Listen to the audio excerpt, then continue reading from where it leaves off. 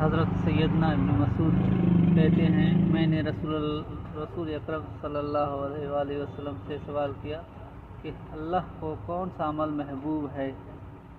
آپ صلی اللہ علیہ وآلہ وسلم نے فرمایا وقت پر نماز پڑھنا۔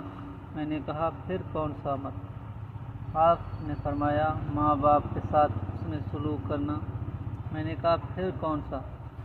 آپ نے فرمایا اللہ کے راستے میں جہاد کرنا۔ حدیث کو زیادہ سے زیادہ لوگوں میں شیئر، لائک اینڈ سبسکرائب ضرور کریں۔ اس حدیث کو سرکار دو عالم صلی اللہ علیہ وسلم کی حدیث کو زیادہ سے زیادہ لوگوں میں شیئر، سبسکرائب اور لائک ضرور کریں۔ سب لوگوں کی مہربانی ہو۔